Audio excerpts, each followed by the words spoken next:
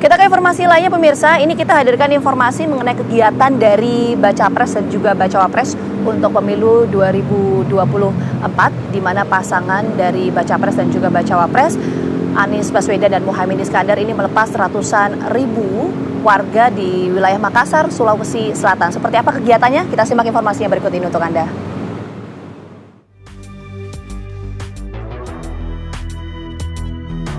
Pasangan Capres dan Cawapres Anies Baswedan Muhaimin Iskandar melepas ratusan ribu warga peserta Jalan Gembira di Makassar, Sulawesi Selatan. Warga dan relawan begitu antusias mengikuti Jalan Gembira yang dihadiri pasangan bakal Capres dan Cawapres Anies Baswedan Muhaimin Iskandar. Membludaknya para pendukung Anies Caimin yang memenuhi sepanjang Jalan Jenderal Sudirman Makassar diabadikan sejumlah peserta di akun media sosial.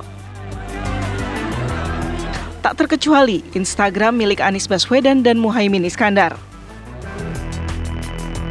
Anies bahkan dalam captionnya merasa speechless melihat begitu besar apresiasi warga Makassar menyambut kehadirannya. Ia juga merepost Instagram milik @rfkyw yang memperlihatkan lautan manusia warga Makassar.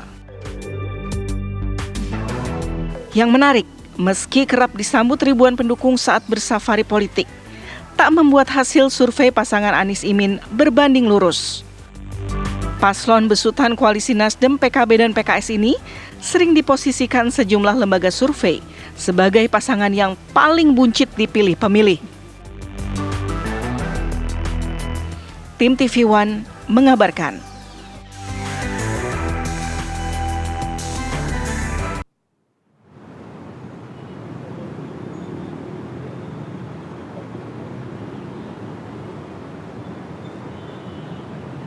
Ya, pemirsa, dari halte Transjakarta Bundaran HI, saya ini tidak sendiri, saya sudah bersama dengan dua orang narasumber yang sudah bergabung bersama saya. Pada pagi hari ini saya akan perkenalkan terlebih dahulu, ini ada Mas Saidiman Ahmad, peneliti SMRC. Selamat pagi. Selamat pagi.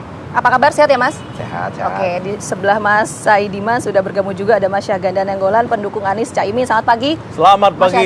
Semangat banget nih. Waalaikumsalam warahmatullahi wabarakatuh. Tapi ini masih semangat nggak ya kalau dengar survei dari SMRC? Coba kita dengerin dulu ya. Dengerin dulu. Kalau survei dari SMRC ini gimana sih Mas Said? Soal, karena gini, sejauh ini kan yang masuk bursa survei Pilpres itu kan ada 3 tokoh ya. Ada Ganjar, kemudian Prabowo, dan juga Anies Baswedan. Itu elektabilitasnya seperti apa sejauh ini pagi hari ini kita ngobrol? Sebenarnya kalau disebut yang masuk di dalam radar atau tangkapan survei, hasil survei banyak sekali. Karena salah satu pertanyaan di dalam survei itu adalah top of mind. Jadi kita minta kepada responden atau kepada publik menyebut secara spontan nama-nama. Jadi muncul banyak sekali nama sebenarnya. Tetapi yang konsisten berada di 3 besar itu ada 3, Ganjar Pranowo, Prabowo Subianto, dan Anies Baswedan. Di survei terakhir yang kami lakukan, survei telepon secara nasional, itu kita menemukan, kita mulai memasangkan ya, karena sudah Anies Baswedan sudah berpasangan dengan Muhaimin Iskandar. Kita coba melakukan simulasi bagaimana efek dari pasangan atau deklarasi pasangan Anies dengan Muhaimin Iskandar. Kita lakukan survei 3 hari setelah deklarasi Anies Muhaimin di Surabaya. Kita lakukan 5-8 September dan hasilnya adalah yang angka absolutnya yang di atas adalah Ganjar Pranowo sekitar 35%, kemudian Prabowo Subianto sekitar 31%. Jadi jarak antara Prabowo dengan Ganjar sebenarnya di bawah margin of error, 2 kali margin of error, sehingga SMRC tidak bisa menentukan siapa di antara 2 calon ini yang lebih unggul dari yang lain. Tetapi untuk Anies Caimin? Anies Baswedan kita temukan di dalam survei terakhir itu 16,5%. Nah, sebulan sebelumnya kita ada survei nasional tatap muka dengan 5.000 responden dan response rate 85%. Jadi yang kita analisis sekitar 4.600-an sampel, dan kita temukan ketika itu individual. Ganjar sekitar sama dengan yang tadi sekitar 35%, Prabowo 33%, dan Anies ketika itu 20,4%. Jadi kita lihat komposisinya. Intinya yang kita temukan dalam survei terakhir ini, pasca deklarasi Anies Muhaimin kita belum menemukan ada pengaruh yang cukup positif ya, terutama pada Anies Muhaimin. Oke, sebelum ke Mas Syahganda, posisi tadi itu yang awal adalah Ganjar, Prabowo, dan juga Anies Baswedan itu sampai hari ini Ya, itu yang kita temukan per hari ini, per pagi ini di survei terakhir. Termasuk yang Anies tadi 16% bersama dengan Caimin. Yang jelas ini survei terakhir kita lakukan pasca deklarasi. Jadi itu posisinya sekarang.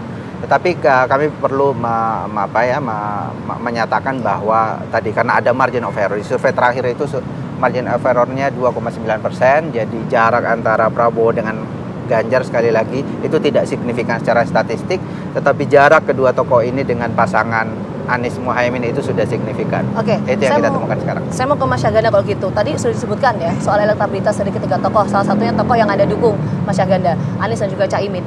Ini elektabilitas itu faktornya seberapa besar sih, seberapa signifikan untuk mempengaruhi faktor kemenangan kalau menurut Mas Syahganda? Ya pasti ya itu sangat besar kan. Yang jelas itu kan dalam survei itu kan ini ya ilmu sains ya. Jadi dalam ilmu sains itu harus ada logiknya, walaupun kadang-kadang ada anomali namanya.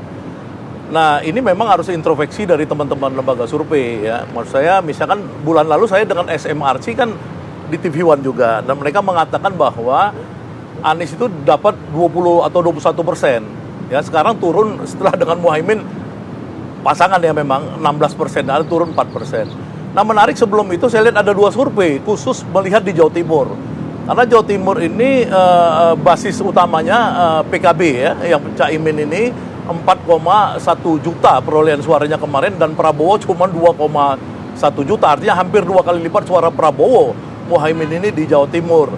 Jadi kemudian ada survei yang satu melihat bahwa terjadi peningkatan suara Prabowo 6% setelah Muhaimin meninggalkan Prabowo.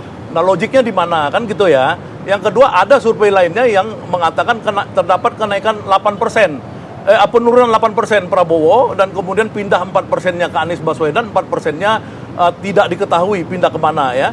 Nah maksud saya itu survei-survei itu harus logik ya. Apakah kemudian setelah 3 hari atau 5 hari disurvei setelah Muhaimin dan PKB eksodus keluar dari Prabowo, terus Prabowo bisa naik gitu loh. Ini kan ridiculous ya dalam bahasa Inggrisnya gitu. Jadi bukan saya saya cuma pengen teman-teman di lembaga survei introspeksi, karena itu harus ada konsistensi ya. Misalnya gini, kalau pada saat keluar PKB dengan 10,21%, 10,26% itu kan jumlahnya itu kan kalau di untuk sekarang itu sekitar 15 juta suara.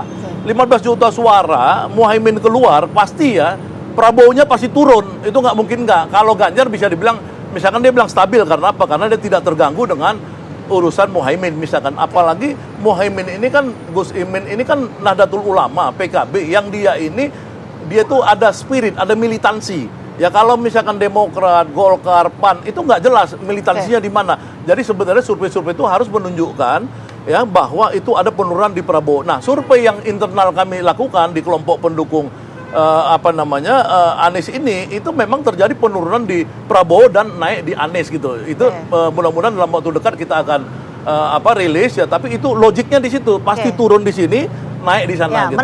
Menarik nih. Saya mau ke Mas Diman kalau gitu ya. Kalau tadi kan Mas Syahganda kan mempertanyakan tuh, ya kan?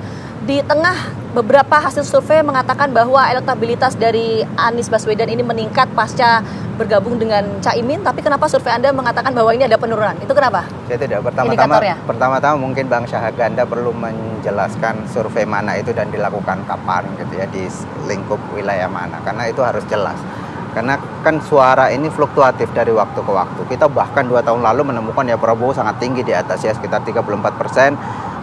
Ganjar dan Anies ya sekitar 6%-an 2 tahun lalu, tapi kemudian kan suara berfluktuatif. Bahkan kita juga menemukan tahun lalu sempat suara Anies itu menyalip Prabowo Subianto, tetapi kemudian turun. Jadi kalau menyebut ada satu survei ini perlu lebih jelas sebenarnya kapan waktu survei itu dilakukan. Kalau kemudian surveinya setelah deklarasi Anies, kita kalau di SMRC ya kita menemukan itu fakta yang kita ketemukan di lapangan bahwa setidaknya kami juga tidak menyimpulkan bahwa suara Anies turun ya sebenarnya, karena margin of error dari survei SMRC yang terakhir 2,9%. Dikatakan signifikan turunnya itu kalau ia 2 kali margin of error atau sekitar 5,8%. Sementara yang kita temukan kan turunnya 20,4% menjadi 16,5%. Jadi sekitar 4% saja. Masih di dalam margin of error. Kami tidak bisa menyimpulkan bahwa suara Anies turun. Yang bisa kami katakan bahwa setidaknya belum meningkat pasca deklarasi.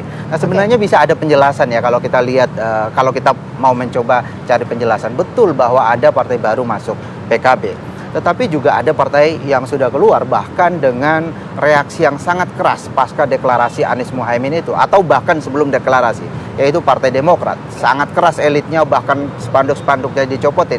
Nah, saya menduga bahwa setelah reaksi yang sangat keras itu, pasca deklarasi ada eksodus para pendukung Anies Baswedan yang ada di Demokrat. Tetapi untuk PKB saya kira butuh waktu untuk masuk. Biasanya kita menemukan. Jadi saya kan kembali saya kan ini. Iya. Itu kan Mas yang Syahganda, boleh kita tahan dulu? Boleh kita tahan dulu ya. Ya. Nanti termasuk saya ingin tanyakan juga soal fenomena banyaknya orang atau warga ratusan ribu ya yang hadir di wilayah Makassar, Sulawesi Selatan kemarin. Kegiatan. Oke, 1 juta kalau menurut Mas Syahganda ya. Nanti kita akan bahas yang akan hadir atau yang telah hadir kemarin di acara Anies Baswedan dan juga Caimin. Tapi kita jeda dulu. Apakah Indonesia Pagi akan kembali hadir saat lagi untuk Anda? Tetap bersama kami.